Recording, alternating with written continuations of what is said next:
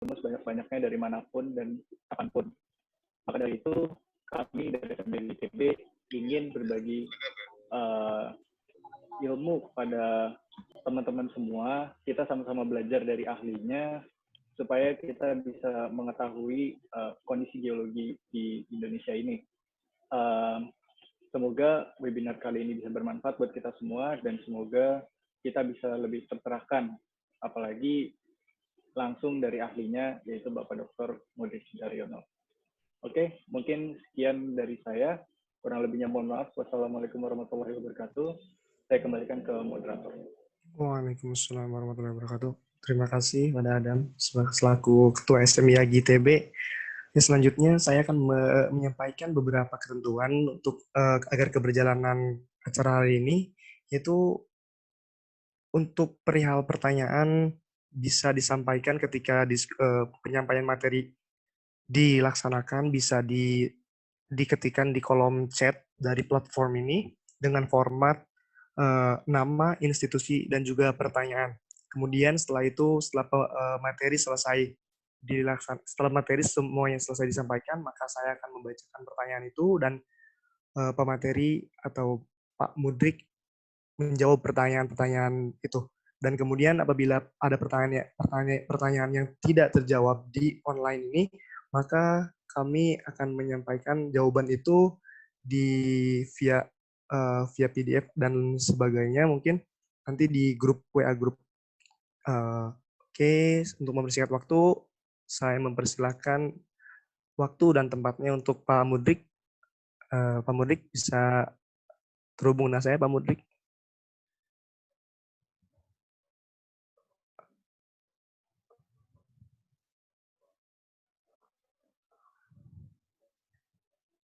Halo Pak Mudrik.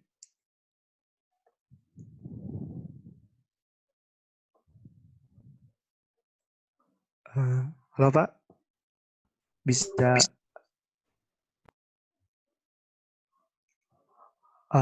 bagaimana Pak? Bagaimana Pak?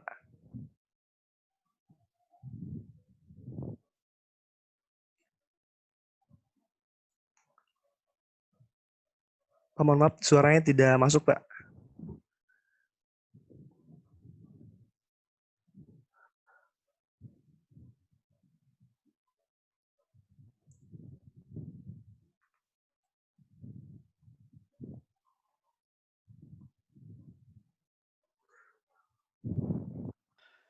Halo, sekarang kedengeran mesti. Oh, siap. Halo? Ya.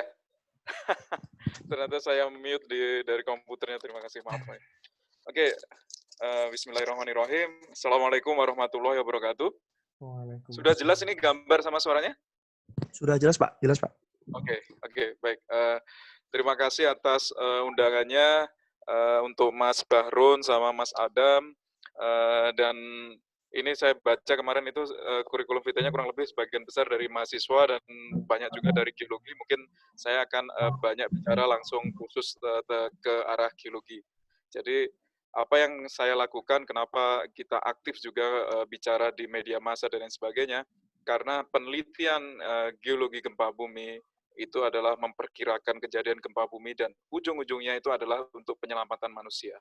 Jadi ujung dari kegiatan ini adalah penelitian ini adalah memberikan keselamatan kepada manusia dan khususnya adalah di warga di sekitar Bandung Raya ini. Makanya kita harus aktif terus untuk memberikan edukasi dan terus mengawal supaya jika bencana ini terjadi kita sudah lebih siap dan kita jauh lebih baik. Itu yang saya tekankan. Oke, saya akan mencoba untuk share screen di sini. Sebentar.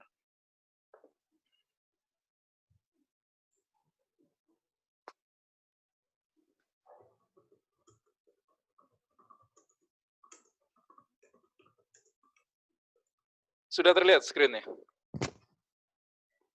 Ada presentasi slide geologi gempa bumi kah? Ada Pak, ada Pak. Ada. Oke, ada geologi. Terlihat jelas. Oke. Ada Pak, terlihat. Oke, baik. Saya akan coba mulai. Jadi hari ini saya coba share tentang geologi gempa bumi Sesar Lembang, bukti kejadian gempa bumi lampau untuk memperkirakan kejadian waktu perulangannya di masa depan. Jadi kita mencoba meneliti dari rekaman-rekaman geologi ini. Baik. Kemudian,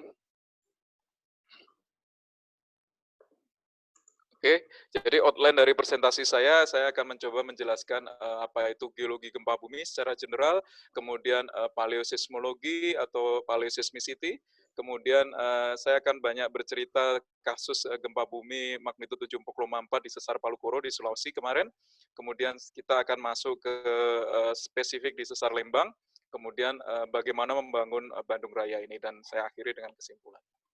Oke, jadi yang namanya sesar atau patahan atau fault aktif yaitu secara definisi yaitu patahan yang dia dalam kurun waktu 11.000 tahun yang lalu hingga saat ini pernah terjadi gempa bumi atau terekam atau membuktikan pernah terjadi gempa bumi atau bergerak di suatu sesar tersebut. Itu kita klasifikasikan sebagai sesar aktif. Kemudian sesar yang berumur kurang lebih kuarter atau 1,6 juta tahun yang lalu kita klasifikasikan dia sebagai potentially active faults. Jadi kita concern di sini karena 11.000 itu kemungkinan besar perulangannya yang akan terjadi dalam waktu dekat. Nanti akan saya coba jelaskan apa itu slip rate dan lain sebagainya. Oke. Jadi kalau kita tahu Indonesia kurang lebih seperti ini, jadi kita berada di sini kita pertemuan lempeng dan lain sebagainya ini mesti paham semuanya. Jadi ini adalah Ring of Fire, kita berada di 127 aktif volcano, kemudian banyak gempa bumi dan lain sebagainya. Oke.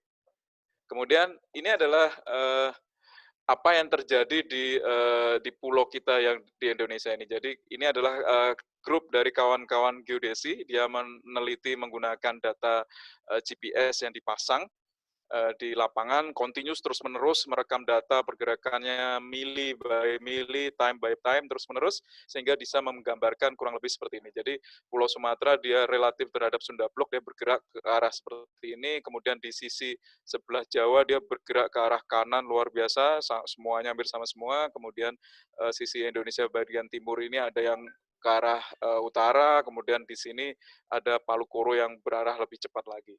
Jadi ini adalah hasil penelitian dari kawan-kawan geodesi. Jadi penelitian geologi gempa bumi itu tidak single dari penelitian orang geologi saja, kita bekerja sama dengan pengetahuan ilmu dari kawan-kawan yang lain. Kemudian ini adalah kawan-kawan seismologi di bawah, dari ketika gempa terjadi, kita bisa mencari tahu sumber gempa buminya itu ada di mana, kemudian kita bisa plot, jadi asal dari gempa buminya itu berasal dari mana saja. Ini adalah sebaran dari kejadian gempa bumi yang ada di Indonesia. Oke. Kemudian ini adalah salah satu contoh penelitian dari Bapak Dhani Hilman Atawijaya. Beliau meneliti di sekitar Kepulauan Mentawai. Nanti saya coba jelaskan. Jadi di sini kita tahu semua bahwa di sini ada Pulau Sumatera, di sini ada zona subduksi. Kemudian perhatikan pulau-pulau yang di depan busur ini dia sangat sensitif terhadap pergerakan dari pertemuan lempeng. Ini yang salah satu kunci dari penelitiannya. Kemudian salah satu dari respon pulau-pulau itu, ini kurang lebih seperti ini. Jadi si pulau itu dia kondisinya seperti ini, kemudian ketika terjadi locking, si pulau ini dia turun pelan-pelan tenggelam, kemudian setelah dia lepas kejadian gempa bumi, maka pulau ini dia akan naik ke permukaan. Kemudian ini adalah salah satu contohnya, gempa di sekitar Mentawai.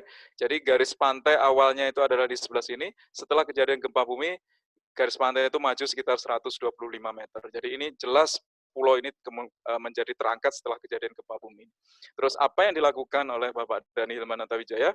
Beliau dengan timnya mempelajari koral. Jadi ada bagian-bagian di pinggir sini yang dia ini tidak mati seluruhnya, tapi dia mati sebagian. Dan ini yang dipelajari dengan seksama. Jadi si koral ini dia itu naik, turun, naik, turun, naik, turun. Nah, prosesnya itu yang dipelajari dengan baik. Kemudian kita bisa memodelkan secara baik bidang mana yang mengalami sesar dan menghasilkan gempa bumi dan berapa besar magnitudenya. Oke, ini adalah hasil terakhir dari penelitian kawan-kawan geodesi dari grupnya Pak Irwan Melano. Ini dari data, kalau nggak salah dari data BIG, kemudian ini adalah spesifik di Jawa.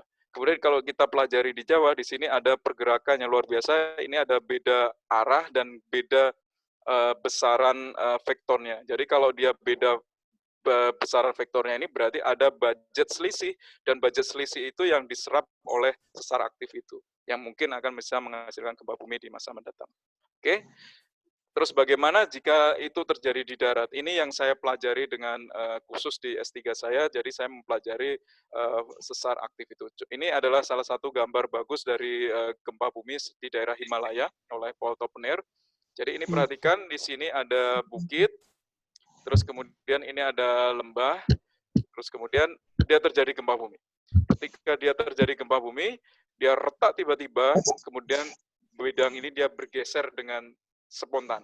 Apa yang terjadi? Muncullah gawir sesar, muncullah pergeseran sungai. Dan inilah yang kita pelajari. Ketika gempa itu terjadi, dia menghasilkan goncangan, dan goncangannya itu menyebar ke segala arah. Kemudian apa yang saya pelajari, yaitu saya mempelajari dengan teliti bukti-bukti dari retakan ini, yaitu adanya gawir sesar, pergeseran sungai, dan lain sebagainya. Ini yang kita pelajari dengan seksama. Kemudian apa selanjutnya? Jadi kita mempelajari kapan dia akan bergeser lagi, kapan dia akan menghasilkan gempa bumi lagi. Ini yang salah satu yang kita coba pelajari dengan seksama. Oke. Kemudian apa sih sebenarnya sesar itu? Jadi kalau kita lihat di permukaan ini adalah surface rupture. Jadi ketika retakan itu bergerak, dia akan memotong ke permukaan, maka kita sebut tadi sesar yang memotong permukaan atau surface rupture tadi. Jadi sebenarnya bidang retakan permukaan itu adalah mencerminkan sebuah bidang sesar besar yang berada di bawah tanah sana. Jadi ini kedalamannya bisa sampai 30 sampai 60 km. Jadi bidang itulah yang bergerak dan menghasilkan gempa bumi. Inilah sesar aktif itu. Oke. Kemudian sesar aktif itu dia memiliki siklus. Jadi ada siklus interseismik, koseismik, dan postseismik. Jadi yang merah ini adalah interseismik, dia menghimpun energi sedikit demi sedikit selama beberapa puluh tahun, ratus tahun, mungkin ribuan tahun. Kemudian hijau ini adalah kejadian gempa bumi. Jadi dia melepaskan energinya itu dengan tiba-tiba. Kemudian dia mengalami proses rebound. Kemudian dia masuk ke dalam fase interseismik kembali. Jadi proses ini masuk lepas energi, menghimpun energi lagi, lepas lagi energi. Jadi inilah siklus gempa bumi. Jadi kalau kita pelajari dari permukaan tanah, jadi kita bisa melihat, katakanlah ini adalah sebuah kelurusan struktur macam itu. Kemudian si sesar itu memotong persis, kemudian dia bergerak sedikit demi sedikit setiap tahun, sedikit demi sedikit sampai di batas dia tidak mampu menahan energinya itu, dia akan lepas dan menghasilkan gempa bumi. Dan inilah proses gempa bumi itu. Jadi itu yang kita harus pahami bersama. Oke. Kemudian paleoseismologi atau geologi gempa bumi, yaitu kita mempelajari spesifik morfogenik gempa bumi lampau yang terjadi sebelum-sebelumnya. Kalau yang saat ini kita sebut sebagai retakan akibat kejadian gempa bumi atau surface rupture. Retakan akibat gempa bumi ini sesuatu yang sangat penting, karena ini adalah kita mempelajari dengan pasti sumber gempa buminya itu ada di mana. Kemudian kita bisa mempelajari panjangnya berapa, segmentasinya bagaimana, kemudian kinematik dia itu bergerak seperti apa. Kemudian yang paling tiga itu adalah mempelajari karakteristik gempa buminya, yang dihasilkan gempa buminya itu seperti apa. Jadi berapa besar magnitudenya, kejadian gempa buminya seperti apa, adakah sifat dia doblet yang kembar semacam itu, terus kemudian kita harus mampu mencari tahu juga kecepatan dia bergeser, jadi energi dia itu menghimpunnya itu seberapa cepat. Oke. Kemudian kesulitan utama dalam meneliti ini adalah menemukan jalur sesar aktifnya. Itu yang sangat sulit dalam penelitian ini. Jadi pergeseran satu event gempa bumi sekitar 4 meter, kalau di daerah tropis dia akan cepat sekali tererosi oleh hujan dan lain sebagainya. Dan menemukan jalur ini itu ada dua cara besar yang paling cepat. Yang pertama itu adalah setelah kejadian gempa bumi, itu akan muncul retakannya, kita bisa mapping dengan baik. Yang kedua itu adalah sebelum kejadian gempa bumi, itu perlu energi, sumber daya, effort penelitian dari kelompok geodesi, dari remote sensing dan lain sebagainya, itu yang perlu sekali dukungan dalam penelitian ini. Oke. Kemudian ini adalah salah satu contoh perbandingan IPSAR. Jadi ini citra yang kita gunakan. Makanya penelitian ini itu sangat tergantung dengan data yang kita gunakan. Yang atas ini adalah SRTM 30, dia perhatikan ini lokasi yang sama di Sesar Lembang. Ini fault-nya sebagian besar mesti menariknya di sekitar kelurusan sungai ini. Tetapi besar 14 meter ini mulai terlihat ada pergeseran sungai. Ini adalah data LIDAR.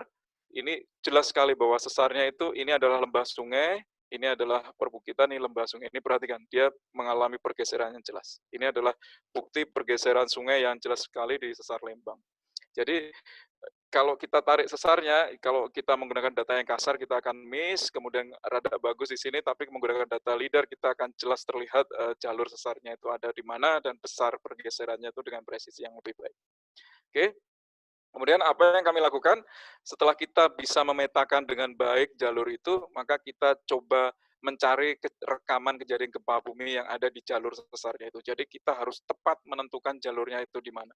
Ini adalah contoh di Lembang, ini contoh di Sulawesi sebelum kejadian gempa, ini sesar Sumatera di daerah Sumatera Barat, ini Ibu Gayatri di San Andreas Fault. Jadi beliau juga menggali juga di sana. Jadi ini adalah upaya-upaya untuk mempelajarinya. Kemudian apa yang kami lakukan? Jadi kita pelajari dengan seksama, kita bersihkan seperti orang kawan-kawan arkeologi. Jadi kita kupas lapisan tanahnya ini. Ya, terus kemudian kita pelajari lapisan tanahnya itu dengan baik, kemudian kita ikat dengan total station, terus kemudian kita dokumentasikan dengan baik, kemudian kita cari karbon sebesar ini, kurang lebih sekitar 3 mm. Karbon ini itu kita ambil dengan seksama, lokasinya di bagian mana kita harus pelajari dengan seksama, kemudian kita bisa kirim ke beta analitik untuk mengetahui kejadian gempa buminya. Umur dari si karbon itu yang merepresentasikan dari umur dari lapisan. Kemudian ini adalah salah satu contoh aktivitas kami di Sesar Palukoro. Jadi kita bisa merekonstruksikan dengan baik beberapa kejadian gempa bumi tua yang pernah terjadi. Ini adalah jalur gempa bumi yang pernah terjadi di lokasi ini. Kemudian ini ada lapisan yang berumur muda, paling muda. Kemudian kita dating dan ini match dengan kejadian gempa bumi tahun 1909. Jadi di sini kalau kita perhatikan dengan sesama ini geologis ya. Ini bulat-bulat ini tuh adalah rayap. Ini rumah rayap. Jadi kita harus hati-hati. Jadi karbon yang kita ambil itu adalah karbon yang di sedimennya persis. Terus kemudian ini perhatikan di sini kan ada batu yang kerakal pasiran gitu. Kemudian ini perhatikan ini jauh lebih halus, pasir kasar. Terus kemudian ini kembali lagi seperti di unit di sebelah sini. Jadi ini jelas sekali adanya bidang ketidakselarasan yang jelas sekali. Terus kemudian dari sini kita bisa rekonstruksikan ada kejadian gempa bumi tahun 1909, kemudian ada 2 kejadian gempa bumi kita yang tidak tahu, kemudian ada kejadian gempa bumi tahun 1415 dan 1285. Jadi kurang lebih siklus dari kejadian gempa buminya ini adalah sekitar 130 tahun. Kemudian yang menarik, jadi di Palukoro kita studi di lokasi ini ada pergeseran sungai yang kecil. Kalau kita kuantifikasikan dengan baik, kita bisa mengetahui ini ada terjadi pergeseran kurang lebih sekitar 5,5 meter. Jadi kalau 5,5 meter itu equal dengan gempa bumi magnitudo 7. Oke, kemudian apa yang kami lakukan? Jadi setelah itu kita tahun 2012 terjadi gempa bumi, kita pelajari dengan seksama. Ternyata ada kemiripan dengan kejadian gempa bumi tahun 1907 yang 2 tahun berikutnya disusul oleh gempa bumi besar yang merusak sekitar Palu itu, dan kalau kita hitung dengan kasar 1907, kemudian 2 tahun berikutnya 1909. 2012 kejadian gempa bumi, jangan-jangan di tahun 2014 akan terjadi gempa bumi. Itu yang kita khawatirkan. Kemudian kita aktif juga bicara, ini salah satu di majalah Tempo, ini koran Kompas, kemudian kita langsung bertemu juga dengan Bapak Longki, ini beliau adalah Gubernur Sulawesi Tengah. Kemudian kejadian gempa bumi tahun 2004. Jadi ini adalah lokasi trenching kami. Ini lokasinya kita bikin 2 trenching seperti ini. Ini perhatikan, ini ada pohon pisang, ini pohon kelapa. Terus kemudian ini setelah kejadian gempa bumi. Jadi pergeserannya itu persis di jalur kita trenching itu, dan trenching kita bergeser. Ini adalah pohon kelapa, yang sebelah sini dia bergeser ke arah kiri. Jadi dia bergeser ke arah sini. Jadi ini pergeserannya kurang lebih sekitar 320 cm atau 3,2 meter. Kemudian apa yang terjadi? Retakannya itu ternyata dia memanjang terus sampai ke Kota Palu. Ini adalah di Kota Palu, ini perhatikan, ini adalah ada pergeser, ini jalan yang awalnya lurus kemudian dia berbelok. Ini perhatikan juga di sini ada rumah-rumah yang hancur semuanya sepanjang jalur sesar ini. Tapi perhatikan juga rumah-rumah sekitarnya ini yang kurang lebih berjarak sekitar 20 meteran, dia tidak apa-apa, dia aman saja. Ini yang salah satu mitigasi yang kita bisa ambil. Kemudian ini adalah salah satu contoh juga, ini sekitar bergeser 4,5 meter. Ini perhatikan, ini rumahnya dulu itu di pinggir jalan, apa yang terjadi sekarang dia di tengah jalan. Terus kemudian rumahnya ini jelas dia berada di tengah jalan. Jadi permasalahan lain muncul, bagaimana dengan sertifikat tanah dan lain sebagainya. Jadi ini yang permasalahan-permasalahan, dan bergesernya juga luar biasa, sekitar 5 meteran. Oke, ini adalah bukti lapangan, kita hitung pergeserannya ini, kita bisa ketemu pergeseran sekitar 5 meter itu. Oke, kemudian di Palu Koro, di samping dia sesarnya geser, di situ kita juga menemukan adanya vertikal. Ini vertikal movement-nya sekitar 50 cm, tapi ada juga yang sampai sekitar 5,5 meter. Ini yang luar biasa. Jadi ini normal fall-nya itu luar biasa besarnya. Oke, dan ini ternyata dia memanjang. Dan perhatikan rumah-rumah yang berada di kurang lebih sekitar 20 meter, dia tidak apa-apa, tapi ada juga yang dia hancur. Jadi ini yang kita concern. Oke, kemudian ini adalah komparasi hasil studi kami. Yang atas ini adalah sebelum kejadian gempa bumi, kita menggunakan data IPSAR 7 meter. Kemudian kita memetakan yang berwarna merah ini adalah jalur sesar aktif. Ini perhatikan, jalurnya kurang lebih seperti ini. Dan ini adalah yang di bawah ini adalah kejadian gempa bumi setelah 2018 kemarin. Jadi ini jalurnya kurang lebih seperti ini. Jadi kalau kita lihat di sini, kita pertamanya itu kita pisahkan dua segmen, dia ini adalah segmen Saluki, ini segmen Palu, ternyata dia bergerak sekaligus. Dan pertamanya kita magnitudenya sekitar 7, ternyata yang muncul adalah 7,4. Ini sesuatu yang di luar ekspektasi kita. Tetapi jalurnya kurang lebih kita sudah oke lah. Jadi ini kalau kita perhatikan, ini garis merah, ini sesar aktifnya persis. Kemudian hitam ini tuh dia tidak aktif. Kemudian yang merahnya ini menyambung ke arah Lembah Palu, dan ini matching juga dengan fakta di lapangan setelah kejadian gempa bumi kemarin. Oke, sekarang kita ke Jawa. Jadi ini adalah data catatan gempa bumi dari katalog Fisher, dari katalognya Wickman dan Fisher. Jadi di sini pernah terjadi gempa bumi tahun 1699 sekitar Bogor, kemudian di sekitar Sukabumi tahun 1900, kemudian pernah juga terjadi di sekitar Cirebon tahun 1847 dan sebagainya. Terus kemudian di sini itu ada jalur yang kita lihat ada sesar aktifnya yang banyak sudah dipelajari oleh penelitian-penelitian sebelumnya. Jadi kemudian kita akan fokus di lokasi di sini saja. Seperti apa sebenarnya sesar Lembang itu? Oke. Jadi ini adalah penelitian besar antara ITB, GRID, AFDR, Australia, kemudian PVMBG dengan LIPI, Joint Operations, kemudian oleh kantor saya sendiri di Puslit Geoteknologi LIPI. Oke, jadi apa yang kami lakukan, yaitu kita memetakan dengan rinci, jadi kita berikan notasi kilometer, ini kilometer 0, 1, 2, 3, kemudian kita ikuti jalur sesar aktif itu, kemudian kita berikan angka 1, 2, 3, dan sebagainya, warna merah ini yang kita runut jalurnya itu, jadi spesifik sekali. Kemudian kita ikuti jalurnya itu sampai dia menghilang kira-kira di kilometer 29 di daerah Palintang. Oke. Ini adalah kunci dari penelitian ini, yaitu di kilometer 5, jadi utara sebelah sini, Bapak Ibu sekalian. Jadi ini perhatikan pergeseran sungai yang jelas banget. Ini Sungai Cimeta, terus ini anak Sungai Cimeta. Ini perhatikan, ini sungainya dulu itu berada di sini, kemudian dia terpotong, kemudian dia masuk ke Sungai Cimeta yang utama. Jadi sungai yang di sini itu dia terpancung atau beheaded river. Sungai sini dia mengalami river offset, anak sungai di sini mengalami river offset. Kemudian kalau kita ikuti, kita bisa menemukan juga gawir sesar, fault scarp yang jelas FS ini yang menerus sampai di kilometer 1. Oke. Kemudian kalau kita pelajari rinci, yaitu ini kilometer 0, 1, 2, 3 terus. Kemudian dia berbelok di sekitar kilometer 6. Kemudian di sekitar Cisarua berbelok seperti ini, di sekitar Jambu Dwipa dan seterusnya. Oke. Terus kemudian di kilometer 11 ini ada Sungai Cimahi, di sini ada garis sesar yang menerus juga dengan bukti-bukti river offset, kemudian fault scarp dan lain sebagainya. Kemudian kita ikuti terus sampai memotong di Sungai Cikapundung. Kemudian menerus kilometer ini, kemudian memotong sekitar Palintang di sebelah sini sampai di kilometer 29. Jadi begitu sampai di kilometer 29 jejak ini sudah tidak kelihatan lagi.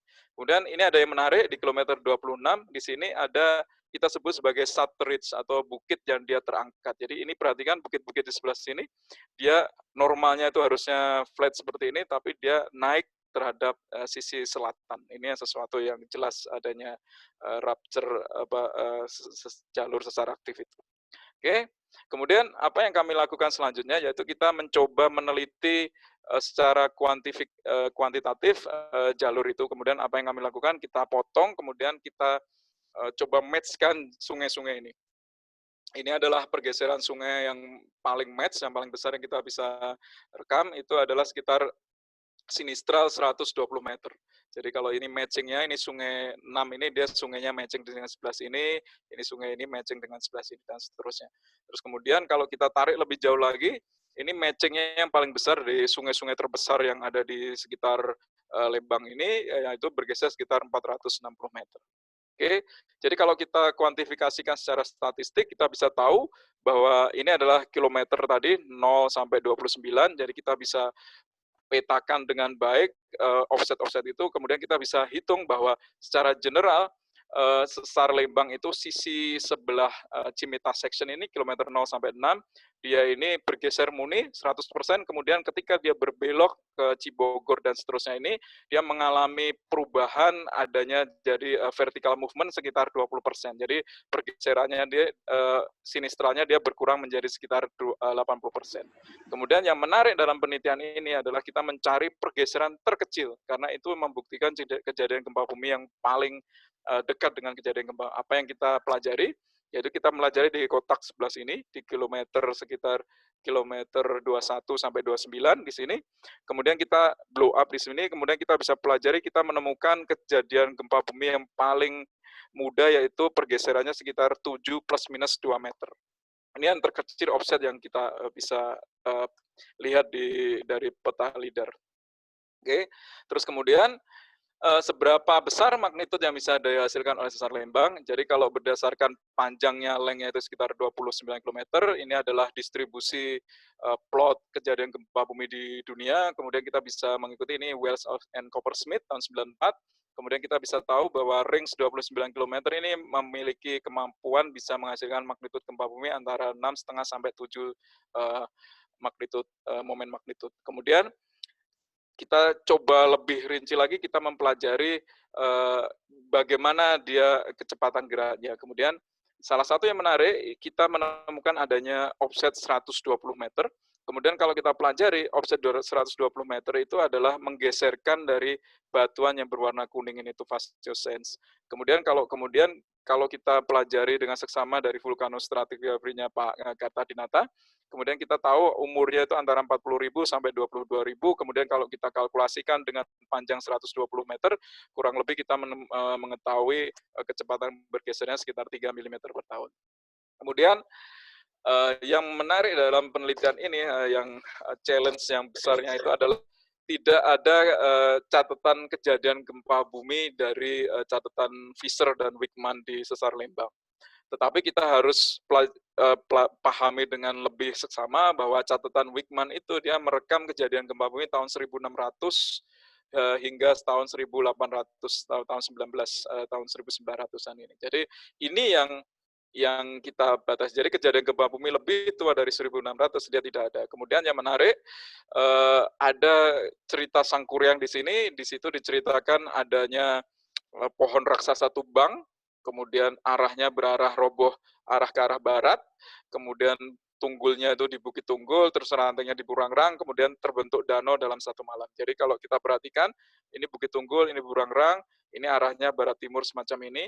Kemudian di sini garis fault-nya itu adalah single line, lurus, kemudian masuk ke Burangrang dia belok, jadi dia mengalami retakan yang intensif luar biasa di sebelah sini. Kemudian kalau kita lihat ini seperti mirip dengan yang diceritakan pada cerita Sangkuriang ini. Jadi menurut saya cerita Sangkurang itu sangat terkait dengan kejadian gempa bumi yang pernah terjadi di Sesar Lembang. Oke, tapi kita bukan berhenti di situ aja, kita harus menemukan bukti secara akademis yang baik. Kemudian apa kami lakukan? Kita melakukan uji paritan di kilometer 26 di Sutridge. Jadi di bukit yang terangkat kecil ini kita lakukan uji paritan di lokasi di sini, tepatnya di sebelah sini. Di sebelah sini. Kemudian kita pelajari dengan baik lapisannya. Kemudian apa yang kita dapatkan? Jadi kita menemukan kejadian gempa bumi pada abad ke-15, tepatnya tahun 1450 sampai 1460. Sejaknya di sini yang gempa A. Kemudian ada beberapa kejadian gempa bumi yang tua yang pernah terjadi ini pada jauh tua sekali ini 19.000 sebelum saat ini. Dan ini juga 5.000 sebelum century, jauh lebih tua. Gempa yang muda yang kita temukan itu adalah di lokasi ini, yaitu pada abad ke-15. Kemudian kita tidak berhenti di situ, kita coba mencari bukti yang lebih fresh lagi. Kemudian kita melakukan uji paritan di kilometer 12 dekat ya ini di lokasi di sini di Panyaran Danau. Kemudian kita uji parit di sini, ini adalah paritan kita di sekitar Panyaran Danau. Kemudian kita mendapatkan ini adalah lapisan unit 400, kemudian di sini ada lapisan yang tergeser dan terobekkan dengan jelas. Ini adalah unit 7500 yang dia tergeserkan. Kemudian kalau kita pengen tahu kejadian umur minimumnya, maka kita harus tahu umur dari si lapisan. Kemudian kita dating, kita ketemu yaitu sekitar 2100 before present atau 60 sebelum masa. Sebentar. Ya, 60 kalau nggak salah. Saya lupa, saya harus baca lagi. Oke, lanjut aja. Terus kemudian, sekarang bagaimana membangun kota dengan konsep baru. Jadi salah satu yang penting dalam sesar aktif, kita tahu semua bahwa jalur itu retak, kemudian dia bergerak, dan jalur ini jelas tidak boleh dibangun sama sekali. Itu adalah zona surface rupture. Ini salah satu contoh zona patahan aktif Palu-Koro di Sulawesi. Ini adalah salah satu upaya kita. Terus kemudian jalur ini bukan sesuatu yang tidak bisa dibangun sama sekali. Ini tetap bisa kita bangun. Tapi ada special construction yang harus kita patuhi. Ini adalah salah satu contoh di San Andreas Fault. Jadi ini adalah jembatan layang, jembatan tol, dan jalur sesarnya itu dilatasinya itu mengikuti jalur sesar aktifnya. Jadi ketika terjadi gempa, maka bagian sini saja yang dia hancur dan roboh, tidak seluruh bagian roboh. Kemudian kita tinggal memperbaiki bagian di sini. Ini adalah salah satu contoh di sesar di Alaska ini, aku lupa sesarnya. Yang di sini ini ada pipa gas yang melewati jalur sesar aktif, kemudian supaya ketika dia terjadi gempa, maka supaya aman, maka kita beri dia jalur-jalur rel semacam ini. Jadi ketika terjadi gempa, dia bergeser saja, sehingga jalur ini tetap bagus. Jadi ini jalur relnya itu didesain untuk 6 meter, dan kebetulan terjadi gempa bumi, dan dia bergeser 5 meter. Jadi perkiraan 6 meter, dan ternyata bergesernya 5 meter. Jadi jalur ini benar-benar aman. Ini adalah salah satu contoh buruk di Taiwan. Jadi seluruh bangunan kanan kirinya itu tidak masalah, satu bangunan yang tidak hancur. Ini karena dia memotong persis di jalur sesar aktif. Oke, ini adalah salah satu upaya dari pemerintah Jepang dan Taiwan. Jadi jalur ini itu setelah kejadian gempa bumi di tahun 95 di Kobe, jalur sesar aktif ini muncul di Awaji, di Pulau Awaji. Kemudian jalur ini diawetkan, kemudian dibikin menjadi museum. Kemudian jalur ini juga digali dengan seksama, dipelajari sehingga kita bisa mengetahui kejadian gempa bumi itu. Ini adalah salah satu contoh di Taiwan, gempa Cici. Jadi ini adalah jalur sesar aktifnya, kemudian diawetkan untuk edukasi, museum, dan lain sebagainya.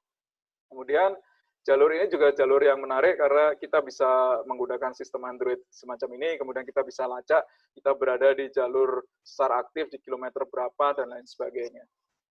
Kemudian terkait dengan Lembang, jadi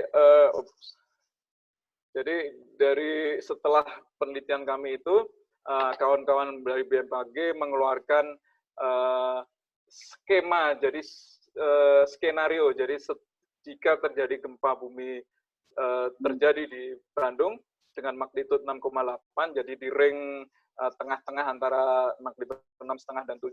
Kemudian apa yang terjadi di sekitar Bandung Raya. Jadi ini hasilnya. Jadi jika terjadi gempa bumi, maka perhatikan di sini getarannya itu menyebar luar biasa. Ini MMI sekitar 8, dia menyebar sekitar Lembang sampai ke Bandung. Kemudian di Bandung ini mengalami MMI antara 7 sampai 8, juga luar biasa besarnya. Kemudian dia menyebar hingga sekitar Soreang, Purwakarta, dan Subang. Ini yang salah satu kita harus waspadai bersama. Oke, jadi kalau MMI 8 itu kerusakan ringan, bantuan konstruksi yang kuat itu dia apa, kemudian retak-retak bangunan kurang baik, dinding dapat lepas dari rangka, cerobong asap, dan roboh, air menjadi keruh, dan lain sebagainya. Itu sesuatu yang kita harus siap siaga. Oke, kemudian bangunan tahan gempa itu adalah sesuatu yang wajib harus diterapkan di pembangunan di wilayah Bandung Raya ini, mau nggak mau. Kemudian kawan-kawan permukiman PUPR itu sudah ada standar-standar gempa, ya itu ikuti saja, itu adalah cara-cara untuk membangun yang tahan gempa. Oke, jadi itu yang saya bisa berikan saat ini. Jadi sesar Lembang panjang sekitar 29 km, magnitudo 6,5 sampai 7, kecepatan bergeserannya itu ini lebih spesifik, yaitu 1,95 sampai 3,45 mm per tahun. Kemudian siklus gempa buminya itu antara 170 sampai 670 tahun. Kemudian gempa bumi terakhir termuda yang kita rekam itu abad ke-15, dan yang paling bagus yang kita ketemu rupture-nya itu adalah 60 sebelum Masehi. Ini 60 sebelum Masehi. Kemudian kalau kita hitung hingga saat ini sudah 560 tahun belum pernah terjadi gempa bumi. Dan kita tahu semua bahwa gempa bumi itu ada siklusnya. Kemudian kalau kita hitung dengan slip rate 3 mm, kemudian sudah 560 tahun, maka kita sudah masuk ke fase masa akhir siklus gempa buminya. Dan yang menarik dari sesar Lembang pernah terjadi 2 kejadian gempa bumi magnitudo 3 tahun 2011 yang berada di ujung-ujung dari sesar Lembang, yaitu di sini. Ini 28 Agustus, ini 22 Juli 2011. Jadi magnitudenya sama, 3,3 juga. Di ujung-ujung dari sesar Lembang ini ada sesuatu yang mengkhawatirkan, karena itu adalah indikasi dia sudah mengalami pada fase pelepasan energi. Itu yang bisa saya bagikan. Terima kasih atas perhatian. Oke, sedikit tambahan ini mungkin dari, karena kita lagi puasa ya Bapak Ibu sekalian, jadi ada 2 hal yang memotivasi saya pribadi dalam meneliti ini, yaitu Anamal 27, Anahal 16. Jadi kalau Anamal ini menjelaskan tentang tektonik, bagaimana bumi itu bergerak, padahal yang kamu lihat seperti pada dia bergerak seperti jalannya awan, dan yang menarik adalah Anahal 16. Jadi dia meletakkan bumi dan gunung-gunung. Gunung-gunung ini adalah jibal agar tidak berguncang. Kemudian sungai-sungai dan jalan-jalan ini jalur sesar, sungai dan jalan agar kalian mendapatkan petunjuk. Terima kasih atas perhatiannya. Assalamualaikum warahmatullahi wabarakatuh. Waalaikumsalam warahmatullahi wabarakatuh. Terima kasih kepada Pak Mudrik. Tadi materinya menarik sekali ya, dari mulai pembahasan mengenai gempa yang itu disebabkan karena jalur subduksi di Sumatera Jawa, kemudian membahas menyinggung tentang Palu Koro yang gempanya luar biasa diikuti dengan likuifaksi kemarin, terus dan pentingnya citra satelit yang memang ditunjukkan itu salah satu komponen terpenting untuk menganalisis bagaimana suatu movement dari fault itu sendiri. Dan kemudian ternyata sesar Lembang itu memang sesar aktif ya Pak, dan memang panjangnya itu kurang lebih membentang 29 km ya. Dan untuk magnitudenya rentang range-nya itu dari 6,5 sampai 7. Dan kemudian yang paling menarik di sini itu adalah adanya suatu seolah-olah sinkronisasi dari urban legend Sangkuriang di sana gitu ya Pak. Seolah-olah nyambung gitu. Allah alam kenapa gitu. Terus kemudian di sini juga salah satu metode trace atau paritan itu, dan salah satu metode untuk bagaimana kita menyusun mitigasi untuk selanjutnya ya Pak. Bahan tahan gempa dan lain sebagainya. Dan kemudian yang terakhir itu Lembang Fault, dan katanya untuk mendekati ulang tahunnya gitu ya Pak. Allah alam kapan ya Pak. Semoga selalu dilindungi. Oke, itu mungkin kira-kira. Terima kasih Bapak. Mungkin ada lanjutannya, ada beberapa pertanyaan Pak dari dari partisipan webinar ini bisa, karena emang waktunya masih lama, mungkin saya ingin menyampaikannya dari penanya langsung kali ya, biar lebih Ya. ini. Nah, untuk yang pertama itu dari Rahmat Akbar. Rahmat Akbar, halo. Kak Rahmat Akbar, bisa dengar saya? Iya. Oke, bisa disampaikan saja pertanyaannya secara langsung ke Pak Mudrik. Silakan. Ya, Assalamualaikum warahmatullahi wabarakatuh. Nama saya Rahmat Akbar, asal dari Universitas Pertamina. Jadi Pak, saya mau menanyakan tentang hubungan sesar geser pada Pulau Jawa. Jadi pada ujung selatan Jawa Barat ini terdapat sesar Cimandiri yang ujung atasnya itu terhubung dengan sesar Lembang dan sesar Barigis. Nah, menurut Bapak, jika salah satu sesar ini mengalami pergerakan, dia akan yang sesar-sesar lainnya itu akan mengalami pergerakan juga atau tidak, Pak? Dan misalkan ada hubungannya, itu kira-kira bisa dihitung nggak rentang waktunya untuk gempanya itu sendiri, Pak? Ya, terima kasih. Oke, langsung saya jawab aja nih, Mas. Oke, terima kasih atas pertanyaannya, Mas Rahmat Akbar. Ya, jadi ini pertanyaannya sudah spesifik, menarik sekali. Jadi kalau kita pengen tahu hubungannya antara sesar satu sama sesar yang lain, maka kita harus tahu dulu kejadian gempa yang terakhir terjadi. Sebelum kita mempelajari lebih siklusnya, dia masuk ke tahap siklus apa dan lain sebagainya. Jadi ketika sebuah sesar itu dia lepas energi, maka otomatis energi itu akan dia berpindah ke sesar-sesar berdekatannya.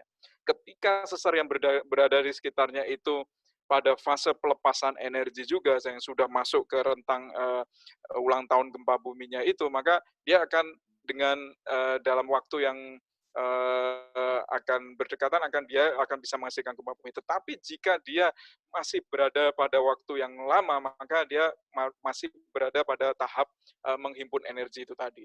Jadi pertanyaannya itu sangat bagus. Jadi kalau sesar Lembang terjadi, katakanlah, maka bagaimana dengan Cimandiri, bagaimana dengan Cimandiri segmen yang lainnya itu bagaimana? Jadi tidak satu single fault aja, di situ ada beberapa segmen.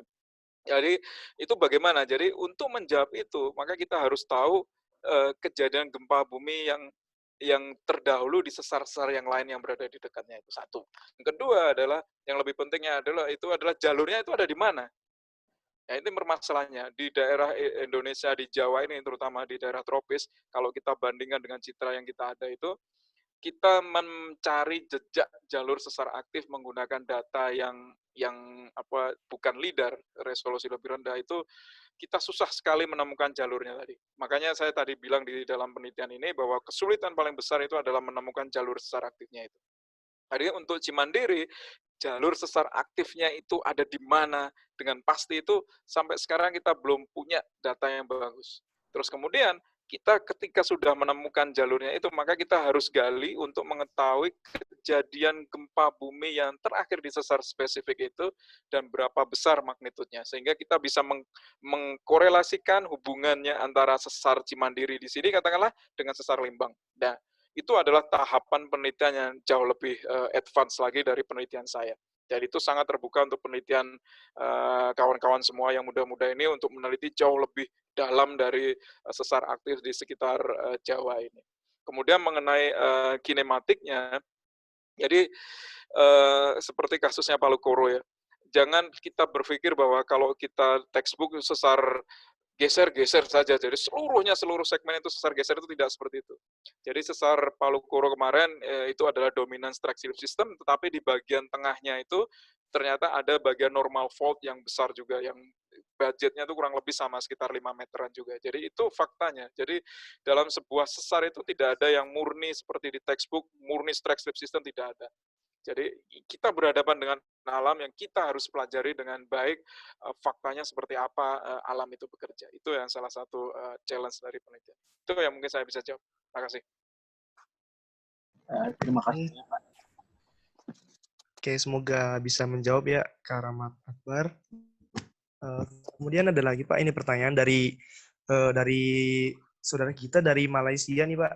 Ada Oh, University Malaysia Kelantan. Nah, Datus Tunisa Baswiron. Bisa, can you hear me? Oke, Eh, Oke. Assalamualaikum Pak Mudrid. Bapak, saya cakap bahasa Indonesia, tapi kalau salah maaf ya Pak. Oke Pak, jadi saya mau tanya oke, regarding about LIDAR dan IPSAR. Jadi kalau kan sekarang kan lagi COVID, jadi macam mana FOB itu bisa ketepatannya wujudnya sesuatu sesar itu tanpa kita ke lapangan. Jadi saya ini kan lagi ngerjain skripsi tentang sesar. Jadi kan baik. saya nggak bisa ke lapangan, cuma bisa guna secondary data. Jadi gimana sih pendapat Bapak tentang ketepatan menggunakan secondary data itu untuk penentuan sesuatu sesar? Baik. Oke, Mbaknya bekerja meneliti sesar aktifnya di Malaysia kah? Di sebelah mana, Mbak? Di Borneo atau Saya, di peninsulanya? saya belajar di Peninsula, Pak. Oke. Baik, Mbak. Jadi saya coba jawab langsung. Jadi permasalahannya itu kita berhadapan dengan kita sebut sebagai rate tectonics dan proses penghapusan erosi dari proses erosi alam yang terjadi rutin. Jadi jika sebuah sesar itu dia slip rate-nya atau produksi gempanya itu sangat jarang, contohnya itu lebih kecil dari sesar Sumatera itu sekitar 10 mm per tahun. Jadi kayak sesar di Bandung, di Lembang ini kita punya rate tektonik 3 mm. Kalau di sekitar peninsula Malaysia itu jauh lebih kecil lagi. Karena main fault-nya itu jauh di sebelah lautnya, kalau di mainland-nya itu jauh lebih kecil lagi daripada itu. Jadi menggunakan citra IPSAR, SRTM 30 meters, terus dan yang lainnya itu sangat susah untuk melihat bukti dari sesar aktif itu. Karena salah satu permasalahannya itu adalah vegetation cover itu sangat intensif sehingga citra-citra yang ada saat ini itu dia tidak mampu menembus tutupan vegetasi. Kecuali LIDAR. LIDAR itu dia airborne system, jadi dia terbang pesawatnya, kemudian dia memancarkan laser, dan dia mampu menembus tutupan vegetasi, sehingga kita bisa menemukan true terrain-nya dengan baik. Itu permasalahannya, dan LIDAR harganya mahal, jadi kayak di Lembang itu tahun 2010 kalau nggak salah itu akuisisinya harganya itu sekitar 700 juta. Kalau sekarang itu equalnya sekitar 1,5 miliar rupiah ya. Miliar rupiah. Jadi itu yang mahal dari data LIDAR. Itu yang bisa saya bantu. Makasih.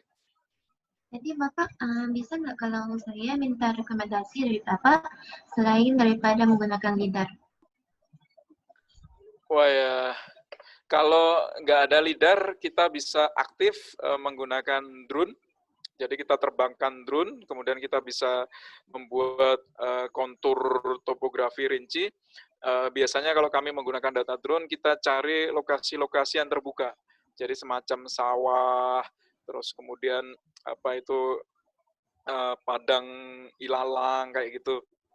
Yang itu bisa diterbangkan drone, terus mengambil data. Tapi mau nggak mau itu harus ke lapangan ya. Jadi ya kalau pas COVID ya, tentunya nggak bisa juga. Ya Bapak, terima kasih. Sama-sama. Sebetulnya saya itu bakal mapping di Lembang Fog, Pak. Tapi karena COVID, saya nggak bisa ke Indonesia buat kaji Lembang Fog. Jadi saya harus buatnya di Malaysia doang, Pak. Mapping Lembang Fog, mapping seperti apa maksudnya? Saya itu geologis, Pak. Saya harus bikin geological mapping, Pak. Oke, batuannya berarti ya. Detail. Iya, Pak. Coba. Ya. Oke, Pak. Terima kasih, Pak. Sama-sama. Baik, ya terima kasih. Semoga menjawab pertanyaannya. Terus kemudian ada lagi nih Pak, pertanyaan selanjutnya dari anak SMA nih Pak. Dari Wah, anak SMA. Saudari Dini Wahyuni. Bisa mendengar saya? Bisa langsung sampaikan aja pertanyaannya. Dini Wahyuni. Oh ya udah, berarti sepertinya saya sampaikan aja dibaca ya. Oke, ada 3 pertanyaan kurang lebih Pak dari Dini Wahyuni. Dia bertanya, yang pertama itu sejauh mana upaya mitigasi yang telah disiapkan oleh lembaga berwenang mengingat wilayah Lembang merupakan lokasi strategis wisata. Kemudian yang kedua, seberapa besar korelasi aktivitas vulkanik Tangkuban Perahu terhadap dinamika sesar Lembang? Terus yang ketiga atau yang terakhir, adakah potensi likuifaksi apabila terjadi guncangan gempa di wilayah tersebut? Terima kasih sebelumnya. Itu Pak. Oke, saya coba jawab pertanyaannya adik SMA ini, adik Dini Wahyuni. Aku pengen tahu sebenarnya kelas berapa, karena anakku juga anak kelas SMA juga. Jadi upaya mitigasi. Jadi saya coba jelaskan. Jadi saya tidak Superman. Jadi saya geologis, earthquake saja. Dan penelitian ini tuh perlu banyak sekali dukungan dari semua pihak. Dan upaya mitigasi saat ini tentunya bukan hanya lembaga LIPI yang harus bertanggung jawab, karena LIPI itu di penelitiannya. Jadi ketika LIPI itu menghasilkan produk, kemudian kita sampaikan ke yang berwenang, salah satunya ke BNPB, ke pemerintah daerah, ke pemerintah provinsi, sudah kami lakukan semuanya. Kemudian yang terakhir kemarin itu dengan Bapak Doni Munardo di BNPB, kita mengadakan khusus kesiapsiagaan di Sesar Lembang, termasuk di Sesko AU dan lain sebagainya yang berada persis di jalur Sesar Lembang itu. Jadi upaya itu sudah luar biasa, tetapi merubahnya itu tidak seperti membalik telapak tangan dengan cepat. Jadi kita perlu waktu dan sedikit demi sedikit.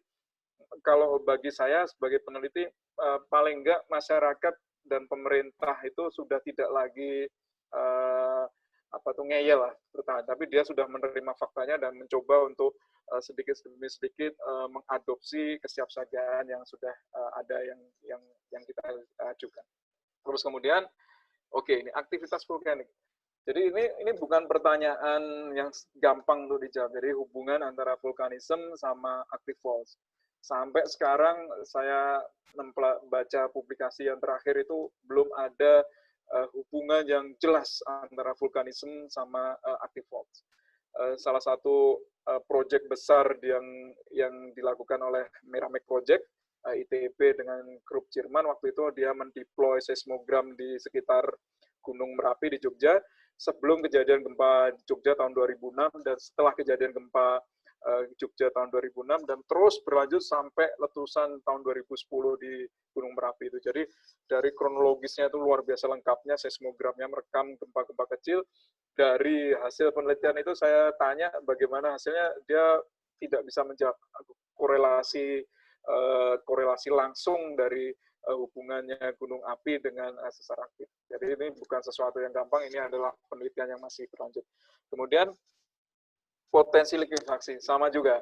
Itu bukan keahlian saya. Jadi likuifaksi itu adalah kawan-kawan sipil geoteknik yang mempelajari dan geologi teknik.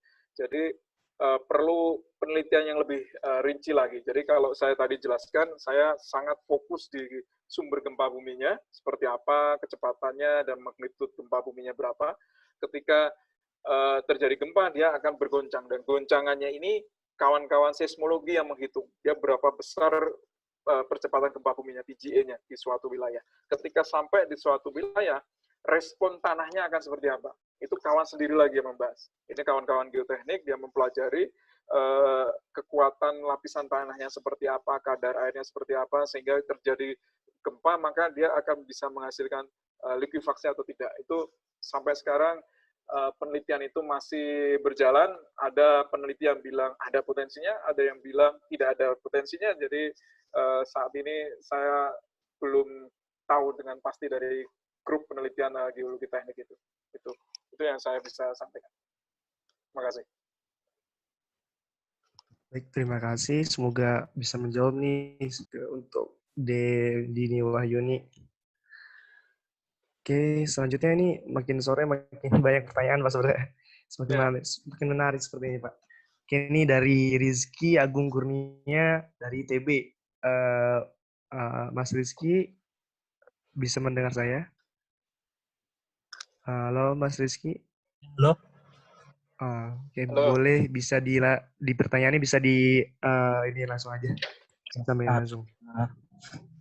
Selamat sore Pak Mudrik. Perkenalkan saya Rizky Pak. Baik. Jadi ada dua ya kurang lebih Pak kalau saya garis bawahi pertanyaan saya. Pertama, jadi semakin saat ini itu kita mulai tahu ternyata banyak daerah di Indonesia itu yang secara tidak langsung berhubungan dengan sesar ya Pak. Nah, yang ingin saya tahu itu sebetulnya bagaimana menentukan kerawanan dari suatu daerah yang dilewati sesar. Kemudian kira-kira parameter apa aja ya Pak yang kita butuhkan untuk menentukan suatu daerah tersebut dinyatakan rawan terhadap sesar atau tidak. Ya, kemudian untuk yang kedua ya Pak, tadi saya masih belum nangkap ya Pak di itu. Jadi kalau kita mengambil karbon untuk sampel umur ya Pak, jadi sebetulnya itu sedimen terakhir yang dipotong oleh sesar tersebut yang menjadi untuk patokan umur sesar tersebut atau sedimen di atasnya. Kemudian, maaf Pak, saya mau nambah satu lagi Pak sebetulnya. Magnitud ya Pak, jadi kalau yang sesar saat ini kan bisa ditentukan magnitudnya dari rekahan yang sudah ada ya Pak. Nah, untuk sesar-sesar yang lebih tua, magnitudnya itu ditentukan dari mana ya Pak? Ya, mungkin itu saja Pak, terima kasih. Oke, terima kasih. Ini pertanyaannya bagus sekali nih, kritis. Alhamdulillah berarti presentasi saya didengar. Oke, sesar aktif untuk menentukan kerawanannya. Oke, jadi ini permasalahan penelitian geologi gempa bumi di Indonesia. Saya sendiri terlibat dalam pusat studi gempa nasional. Jadi kita ini sebenarnya lebih banyak kira-kiranya daripada pastinya.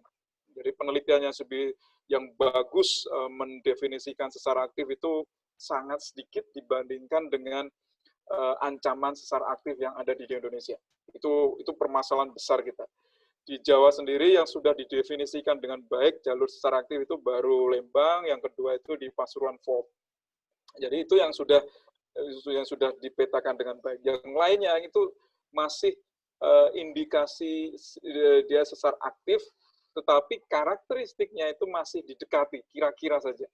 Kenapa kira-kira? Karena belum ada penelitian yang melakukan itu. Jadi itu yang jadi permasalahan besar. Jadi suatu wilayah dikatakan dia sesar aktif jika dia memenuhi kaidah-kaidah itu. Jadi kalau dia jelas memotong batuan kuarter, kemudian kita harus tahu lebih detail lagi. Tetapi kalau kita sudah bisa tahu dia memotong kuarter, itu udah warning yang kuat sekali. Itu potentially fault, active fault. Jadi kita harus bekerja lebih dalam lagi. Kemudian kalau suatu wilayah itu, sebagian besar wilayah Indonesia itu, pemetaan sesar aktif kan masih sangat kurang kan. Jadi survei structure, pemetaan survei structure-nya yang kalau di Palu Koro itu kan jelas jalurnya itu 10 meter kiri kanan tidak boleh dibangun. Jalur itu bukan jalur yang kira-kira, itu jalur yang pasti.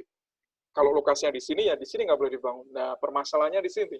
Jadi pemetaan yang terinci, terus kemudian survei active fault yang terinci itu masih sangat sedikit dibandingkan yang kita tahu. Jadi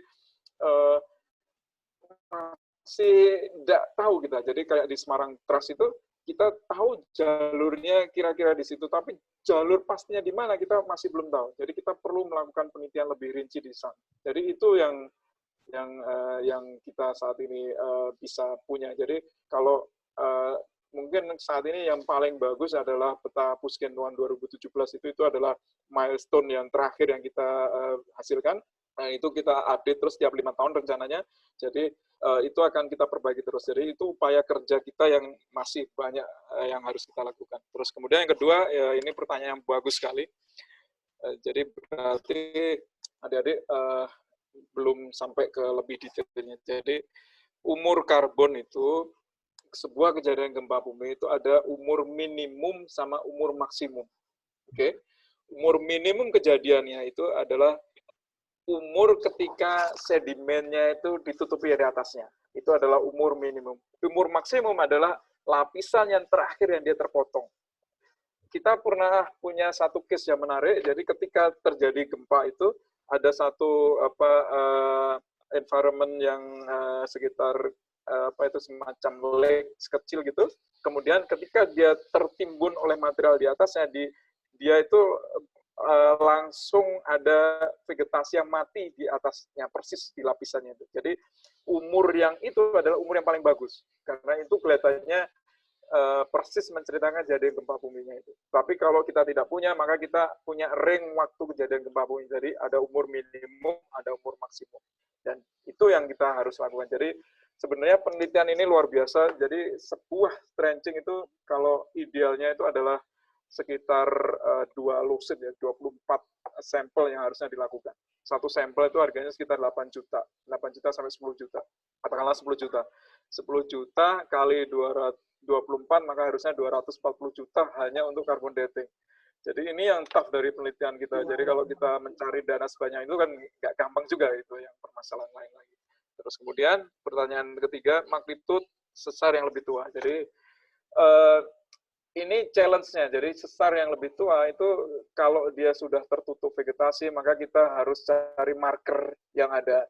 Marker yang ada itu jika sudah tertutup, mau nggak mau kita harus melakukan trenching secara 3 dimensi. Itu yang challenge-nya, itu susah sekali. Meskipun di San Andreas Fault sendiri, kawan yang pernah melakukan itu bukan sesuatu yang mudah, karena kita harus membentuk offset secara 3 dimensi. Kecuali kalau dia sesar naik yang vertikal kayak gitu, kita akan terlihat lebih gampang. Tapi kalau dia strike chip system, maka kita harus bikin trenching 3. Jadi itu bukan perkara yang gampang untuk menentukan sebuah sesar kapan terakhir terjadi, kemudian besar magnitudenya yang pernah terjadi itu berapa besar. Karena kita tahu semuanya bahwa secara kinematik kalau dia itu magnitudenya 7,4 katakanlah, itu dia menggeserkan sekitar 4 meter sampai 6 meter pergeseran yang dihasilkan. Kalau sesar katakanlah di Sumatera Barat atau di Jogja, Saropa, dia gempanya magnitud sekitar 6 kurang lebih, itu dia menggeserkan cuma 50 cm. Sekarang mencari bukti pergeseran 50 cm itu yang susahnya luar biasa. Karena itu challenge dengan proses erosi dan juga karena ground shaking. Ground shaking itu bentuknya mirip dengan surface rupture, tapi itu bukan berhubungan sama tektonik. Itu yang challenge. Semoga menjawab. Terima kasih. Terima kasih. Kemudian nih ada lagi dari Mbak Lola. Mbak Lola Lintang Syalsabila dari Unpad. Bisa mendengar saya? Mbak Lola. Oke, sepertinya perlu dibacakan pertanyaannya. Pertanyaannya kurang lebih ada yang terkait sama yang tadi, itu tentang likuifaksi tentang di Bandung, di daerah Lembang. Tapi ini lebih ke bagaimana, karena pertimbangannya itu di daerah Lembang didominasi oleh batuan kuarter, mungkin dari vulkaniknya sendiri itu Pak. Itu pengaruhnya gimana ke likuifaksi? Udah itu aja? Ya, itu. Okay. Cuman itu Pak. Oke, terima kasih atas pertanyaannya. Jadi ini ada sesuatu yang saya pengen jelaskan juga. Sesar Lembang memang berada di kota Lembang, di Lembang itu. Tetapi goncangannya itu tidak cuma Lembang. Goncangannya itu adalah Bandung Raya. Bandung Raya itu meliputi kota Bandung, kota Cimahi, Kabupaten Bandung, terus kemudian Padalarang, kemudian itu semuanya mengalami beban goncangannya. Dan kita tahu semua bahwa likuifaksi itu terjadi ketika sebuah tanah lepas, dia groundwater-nya itu dangkal, dan dia mengalami goncangan yang men-trigger terjadinya likuifaksi. Jadi kita harus paham semua. Jadi kalau di batuan yang keras, kata volcanic rocks yang di sekitar Lembang, mungkin jangan-jangan tidak terjadi likuifaksi, bisa jadi tidak ada. Tetapi yang mungkin daerah-daerah yang Bandung Basin kayak gitu, itu mungkin bisa terjadi likuifaksi. Dan itu yang kita harus pelajari bersama. Jadi goncangannya memang dari Lembang, tetapi efek likuifaksinya jangan-jangan bukan di Lembang, tetapi di Bandung bawah situ. Jadi itu yang kita harus waspadai bersama. Dan ini bukan keahlian saya, terus terang. Jadi kawan-kawan likuifaksi dia sudah memetakan luar biasa, memetakan lapisan pembawa airnya itu di kedalaman berapa, kemudian muka air tanahnya seberapa dalam dan sebagainya, kemudian dimodelkan. Kalau yang saya tahu ada beberapa peneliti yang bilang ada potensi, ada yang enggak. Jadi saya sampai sekarang masih belum bisa, yang mana yang kita pegang untuk ancaman likuifaksi di Bandung. Gitu. Terima kasih. Oke, baik, terima kasih. Jadi memang itu yang berpengaruhnya tuh dari struktur tanah, struktur batuannya juga mau berpengaruh ya Pak, berarti ya? Dari magnifikasi gempa itu Pak. Bisa jadi termagnifikasi gitu gempa. Oke, bukan magnifikasi, namanya amplifikasi. Oh, amplifikasi Jadi, ya Pak, amplifikasi. Amplifikasi itu pertanyaan bagus. Jadi ketika goncangan itu terjadi, tadi kan saya tunjukkan mapnya yang dibikin sama kawan-kawan skenario BMKG. Dia belum mempertimbangkan amplifikasi dari Bandung itu. Jadi amplifikasi itu adalah sebuah gelombang gempa ketika dia menjalar di suatu wilayah yang dia lembek, jadi dia bukannya makin berkurang tenaganya, tapi dia makin besar energinya goncangannya itu ya. Mau akhirnya menyebabkan kerusakan yang luar biasa. Itu contoh salah satunya di Mexico City. Jadi gempanya jauh, kemudian goncangan kerusakan besarnya itu terjadi di kota Meksiko. Itu yang salah satu buktinya. Jadi terjadi amplifikasi karena batuannya yang lunak. Jadi itu salah satu permasalahan itu kawan-kawan seismologi lagi yang mempelajari dengan rinci bagaimana goncangan itu sampai di Bandung Raya. Itu salah satu challenge juga untuk dilakukan penelitian lebih seksama. Itu yang bisa saya jawab. Oke Pak, terima kasih. Terus ini ada lagi nih pertanyaan dari Redondo Asprilla dari ITNY. Bisa mendengar saya? Redondo Asprilla. Halo? Oh, Mas Dondo. Bisa dengar saya, Mas Dondo?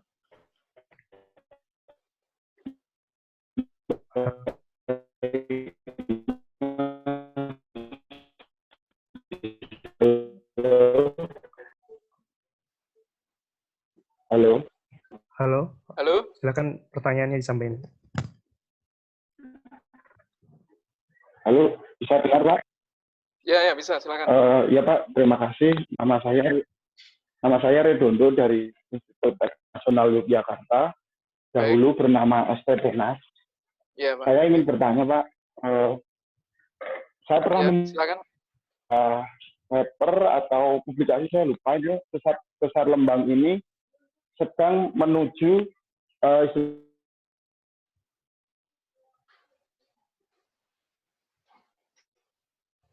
Oke.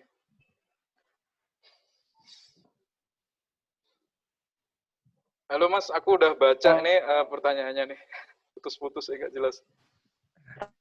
Iya. Putus-putus Mas Dondo. Oke, aku langsung jawab aja ya. Oke, saya bacakan aja deh. Jadi pertanyaannya Mas Redondo ini mempertanyakan bahwa saya pernah membaca sesar Lembang masuk fase pelepasan energi. Apa yang kita amati penampakan di lapangan seperti apa, dan apa bedanya pergerakan saat menyimpan energi. Terima kasih. Jadi saya langsung jawab. Jadi ini adalah salah satu publikasi saya yang baru terbit 2020 kemarin. Jadi yang di sesar Lembang. Jadi apa saja penampakannya? Ya kurang lebih yang saya tadi jelaskan. Jadi kita mempelajarinya tuh tidak langsung berkaitan bahwa ini fase energi harus ada pergeseran sekian, itu tidak langsung seperti itu. Tapi kita harus memahami secara komprehensif dari geologi proses gempa bumi yang terjadi. Jadi kita harus pahami berapa panjang lengthnya, terus kemudian kita harus pahami juga pergeseran-pergeseran sungai itu yang sepanjang sesar itu seperti apa. Terus kemudian kita gali, kemudian kita pelajari juga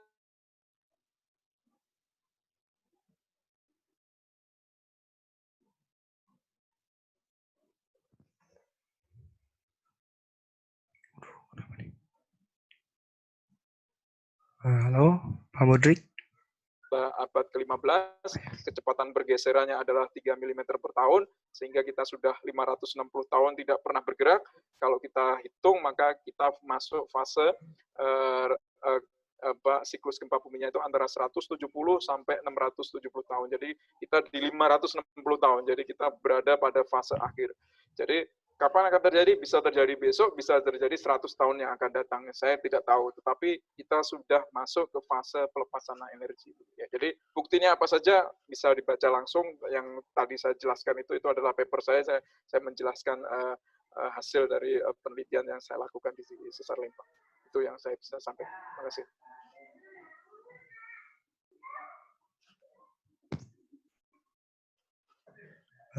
Baik, terima kasih Pak.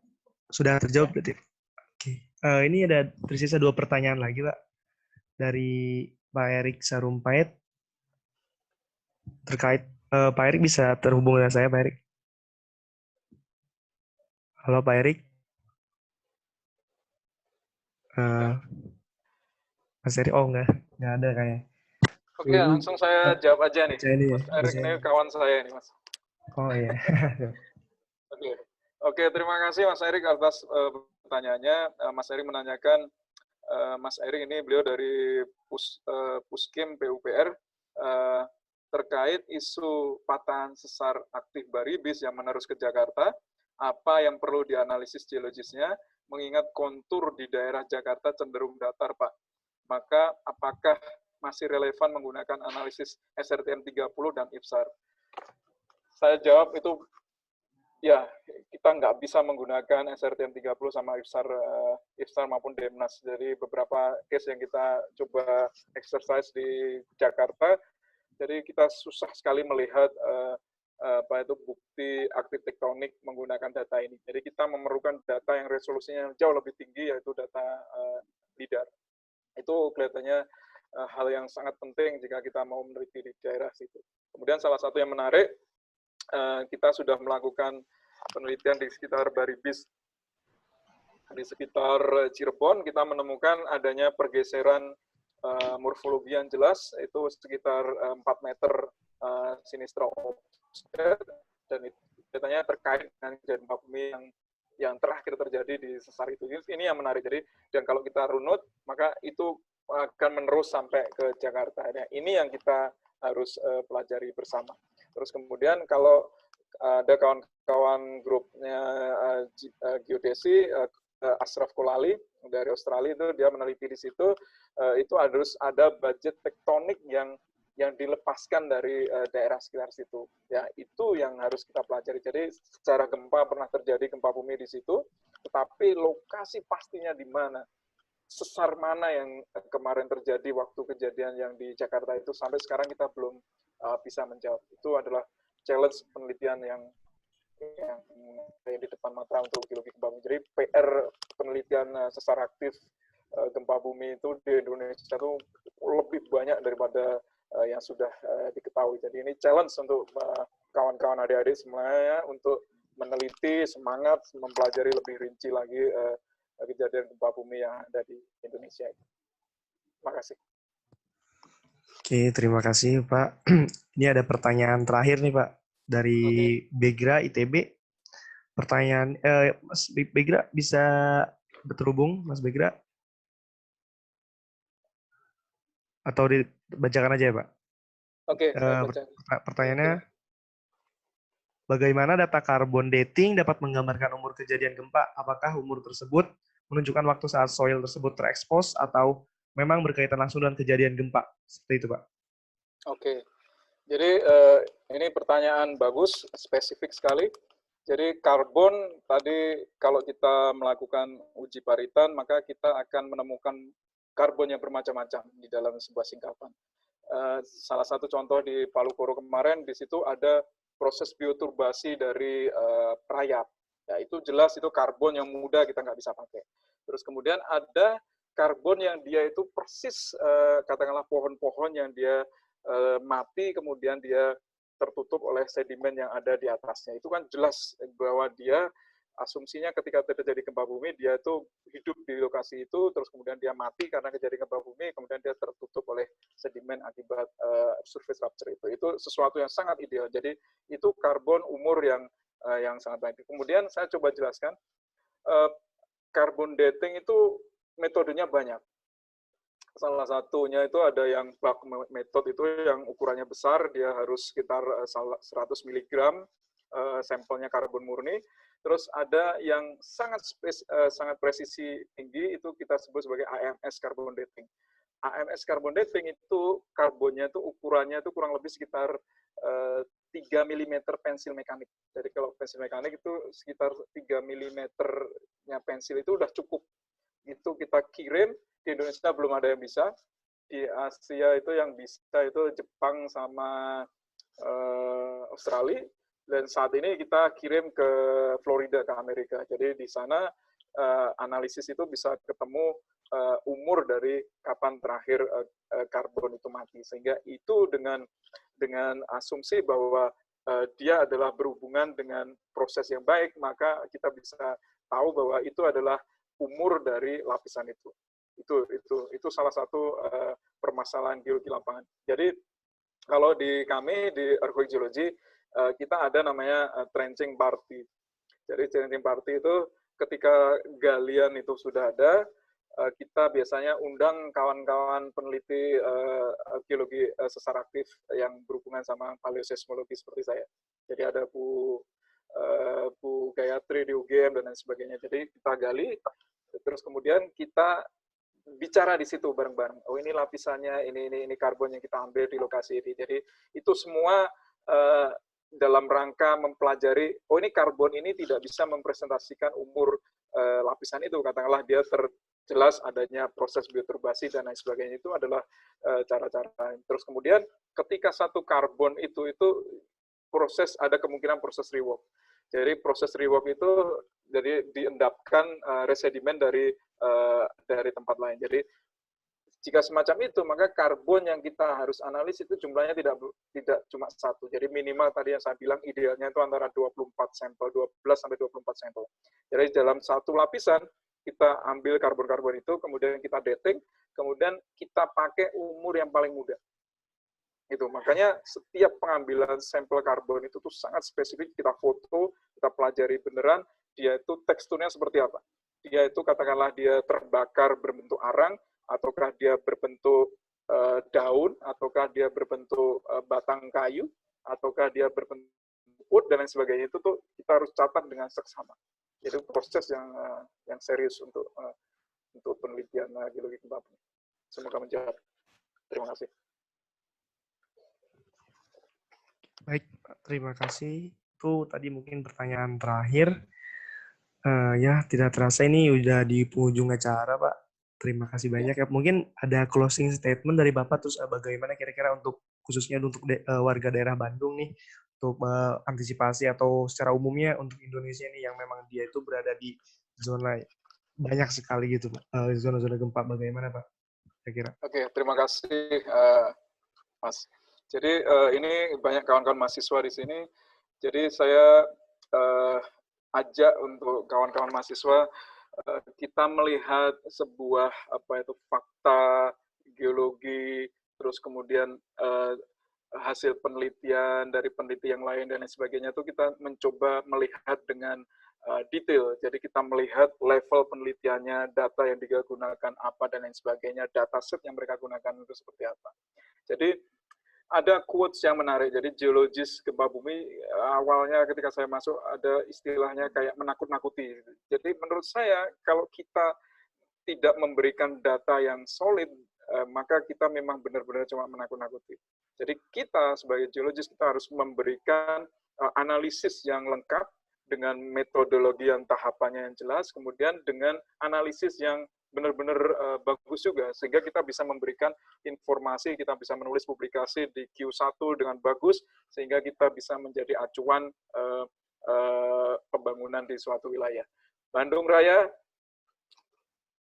bisa kita bilang bahwa kita sudah banyak hal yang kita bisa tahu dari sesar Lembang, dan ujung dari penelitian ini adalah penyelamatan manusia. Jadi dan kita harus terus lakukan penjelasan ke masyarakat dan lain sebagainya. Kemudian 3, menakut-nakuti tanpa solusi, tapi kita memberikan informasi yang wajar. Terus kemudian kita juga memberikan solusi-solusi bahwa tetap kita bisa bangun, tetap kita bisa tinggal di Bandung, dan saya sendiri pun tetap juga tinggal di Bandung. Jadi bagaimana kita bisa hidup harmoni dengan ancaman gempa bumi itu yang salah satu. Terus kemudian masalah di Indonesia luar biasa, lebih banyak masalah daripada yang sudah terpecahkan. Jadi ini adalah tantangan. Mau di Semarang Trust itu sama sekarang itu belum dipelajari dengan baik. Itu adalah challenge untuk kita untuk meneliti lebih lanjut lagi sesar-sesar aktif di Indonesia ini. Oke, itu yang saya bisa sampaikan. Terima kasih. Baik Pak, terima kasih Pak. Terima kasih banyak atas ilmu yang telah Bapak berikan kepada kami semua. Semoga kami semua bisa menyerap ilmunya dan lebih berhati-hati lagi dan mitigasinya lebih baik lagi ya Pak secara umum untuk Indonesia. Siap. Mungkin hanya sebatas itu Pak. Terima kasih dari kami Pak, dari SMIA ITB mengucapkan terima kasih untuk atas partisipasi Bapak untuk mengisi materi pada sore hari ini. Ya, sama-sama. Terima kasih banyak Pak. Sama-sama. Assalamualaikum warahmatullahi wabarakatuh. Waalaikumsalam warahmatullahi wabarakatuh.